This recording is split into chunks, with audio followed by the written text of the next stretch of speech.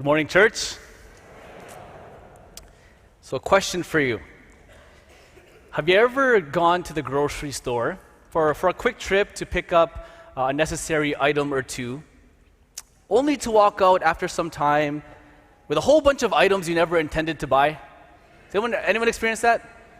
Oh, wow, okay. So, a lot of us, not just a me issue. Well, I'm embarrassed to admit just how often this happens to me. And for me, the most common culprits are dark chocolate, sports drinks, and ketchup chips. I love ketchup chips. These are my guilty pleasure. In fact, even just looking at that picture is making my mouth water to have some right now. But somehow, I can be so easily convinced that I need more of these items. And I fall into that grocery trap almost every single time I'm in there. Right, so I walk into the grocery store and everything is calling for my attention. Right, all the colors, all the signs, the announcement that's telling me the special deals for today. Right, trying to convince me that I need this item, or I need that item, or I need an extra bag of chips, ketchup chips, because the 3 at home might not last me for the week. Now, ironically, one of my first jobs as a teenager was actually working at a grocery store, and I can tell you by experience. Everything in the store, from where the items are placed on the shelf to what colors are used on the signage, everything is designed to influence the customer. And somehow, even though I know that, I still fall into the trap. But the worst of it is when I'm walking by and I see the all too captivating, virtually impossible to resist 50% off stickers. When I see that, it's game over. Right? All of a sudden, I need to have this thing. That it would be foolish of me not to buy this. That in some crazy logic in my head, I'd be wasting my money if I didn't buy this thing. And so at home, we end up with a freezer full of random items marked with these beautiful half-price stickers. But the truth is, right, as soon as I step foot in that grocery store, I am being influenced by all sorts of things. And this is actually true everywhere we go. We're always being influenced by something or someone, by our surroundings, by our environments, whether we know it or not. Now, sometimes they're good influences, right? Like having kind people around us. So just the other day, I was at the bank, and I received exceptional customer service. I came in with a laundry list of issues and things to take care of, and it took about half an hour. And the lady that helped me, she was just so pleasant. She went above and beyond to help me with every single item. And I left that place a little extra joyful, feeling a little friendlier as I went about my day. Right? Because we're influenced by those around us. And yet at the same time, we also know that there are many influences around us that are not good, that are bad for us. Right, that try to capture our attention, try to get us to feel and act a certain way, and they're always coming at us. These influences are everywhere. So you turn on the radio or open your music streaming apps, and you're very likely to find music that glorifies promiscuity, profanity, blasphemy, drugs, alcohol. You turn on the TV, and it's not difficult at all to find shows and movies that promote sexual immorality, violence and death and sinful lifestyles as if they're okay and good. You open social media, bombarded by images and videos and articles that encourage vanity and pride and self-centeredness. You even search the news headlines, and most of what you encounter are negative and discouraging stories, uncharitable content. All these things around us are constantly trying to influence us. And they never stop. They never stop. And these negative influences, they affect us negatively. They lead us to fall back into sinful habits and addictions. They lead us to have negative images about ourselves. They lead us to be depressed about the state of the world and to be suspicious and resentful about the people around us. They lead us to question sometimes what is truly good, what is true. And they can even lead us to question our faith because these influences are so contrary to what we believe. And if they operate in our lives long enough, they might even lead a person to lose their faith altogether. Perhaps many of us have family and friends who have experienced exactly this. So then what do we do? What do we do if we have all these negative influences around us, they never stop, and they only seem to be getting stronger? What do we do? How do we have better influences? And as Christians, not just good influences, but holy influences, right? Ones that awaken and sustain our faith, that bring us and our families closer to Jesus. What do we do? Well, our gospel today proposes a solution for us. So, at this point in the Gospels, Jesus has been spending a considerable amount of time teaching his disciples about how to live as disciples. And in the midst of these teachings, we hear these two gospel guarantees from Jesus. So he says this: if two of you agree on earth about anything you ask, it will be done for you by my Father in heaven. And then he says, for where two or three are gathered in my name, there am I in the midst of them. So these two bold guarantees that Jesus makes seem to place an emphasis on disciples coming together.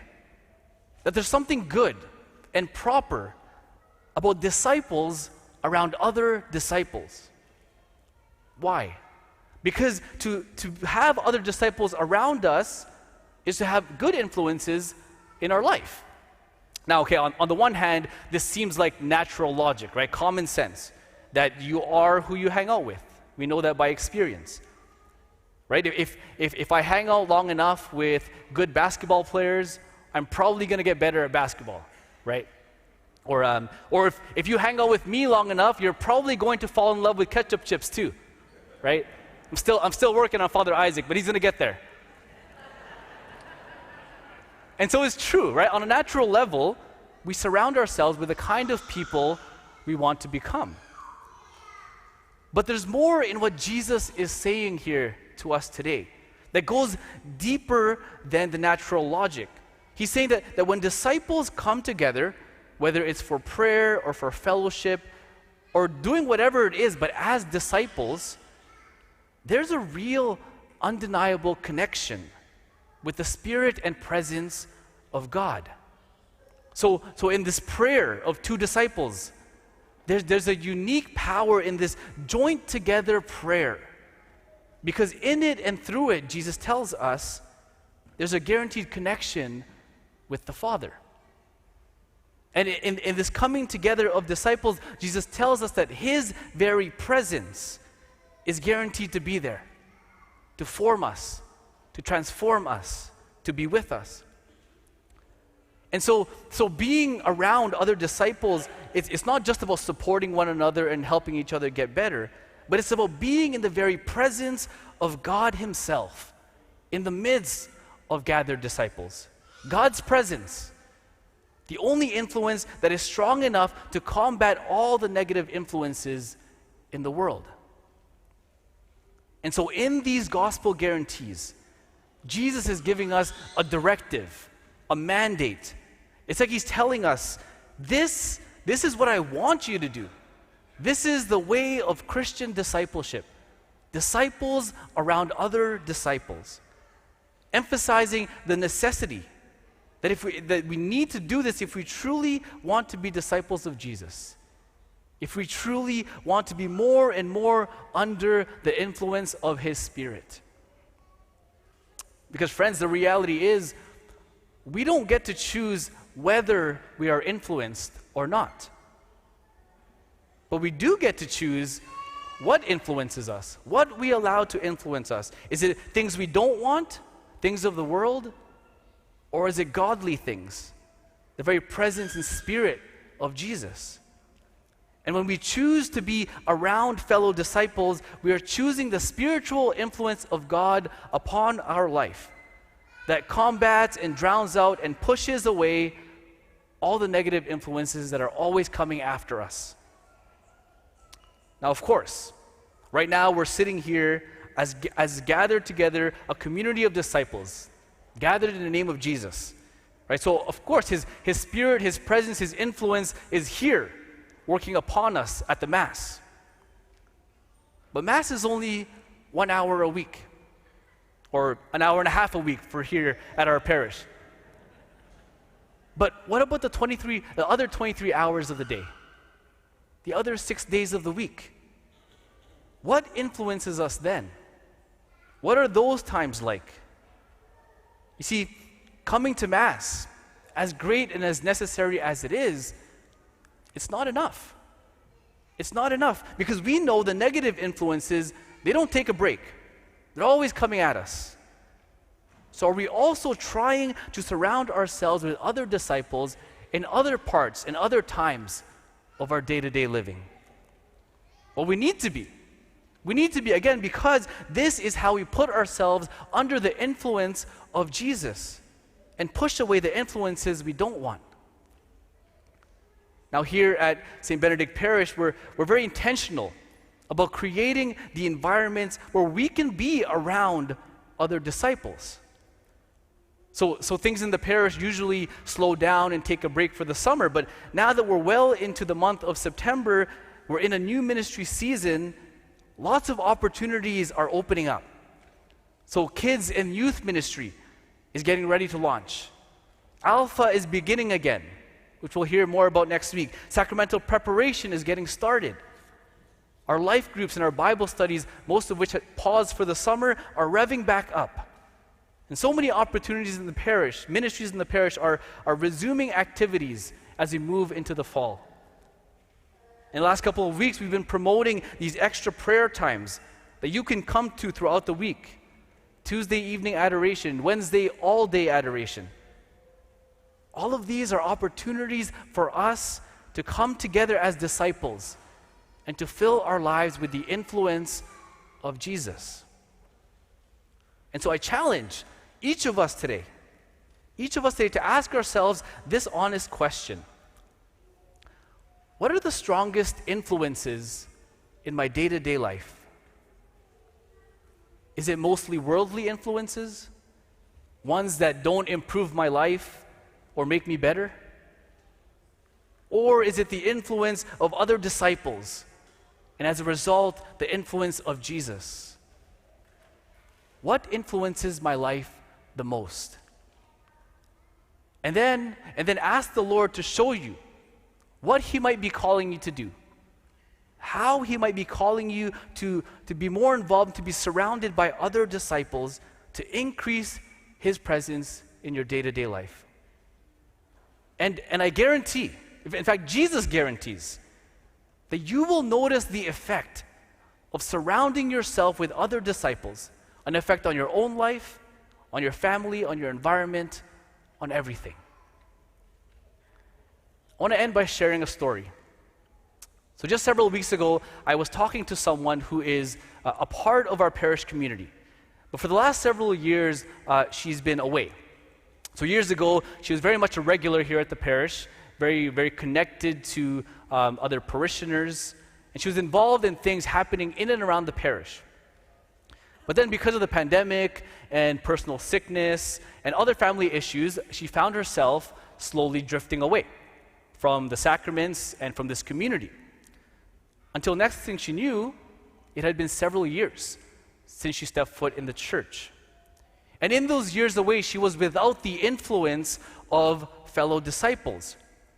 Yet, she was still being influenced by everything else in the world. And she said those years were a terrible time. That she started to get depressed.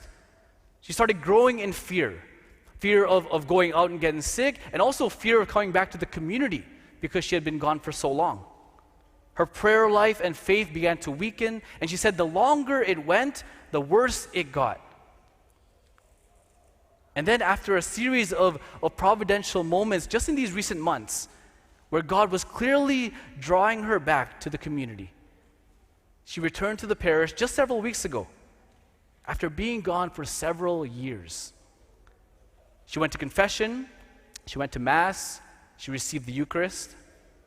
And she said that as soon as she returned to this community, there was an immediate, tangible change in her life.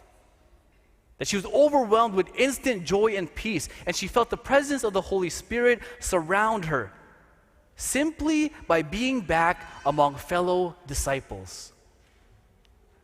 And I just talked to her the other day, and she said she's now reconnecting with friends in the community.